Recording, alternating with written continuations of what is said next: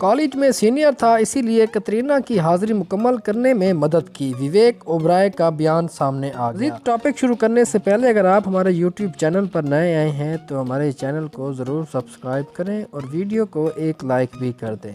चलो चलते हैं आज के टॉपिक की तरफ। बॉलीवुड अदाकार विवेक ओबराय ने इंकशाफ किया कि कतरीना कपूर कॉलेज में इनकी जूनियर थी और एक मर्तबा इन्होंने अदाकारा की हाजिरी पूरी करने में मदद भी की। हाल ही में भारतीय मीडिया से बातचीत करते हुए अदाकार ने बताया कि मैं 2-3 साल मुंबई कॉलेज में कतरीना का सीनियर रहा था। वो कॉलेज में नई आई थी, इसे चीज़ों का ज़्यादा इल्म नहीं था। विवेक ने बताया कि कतरीना को हाजिरी में कुछ मसाइल का सामना हुआ। मैं मदद को पहुंचा और मैं एडमिन ऑफिस गया और अंदर जाकर इसकी हाजिरी पूरी लगा दी। इसका मसला हल हो गया। अदाकार ने कहा, इस अमल पर कतरीना काफ़ी हैरान हुई और सवाल किया ये कैसे किया, जिस पर मैंने कहा जाओ मज़े में रहो। वाज़ेह रहे कि कतरीना कपूर और विवेक ओबराय ने एक साथ कई फिल्मों में काम किया है।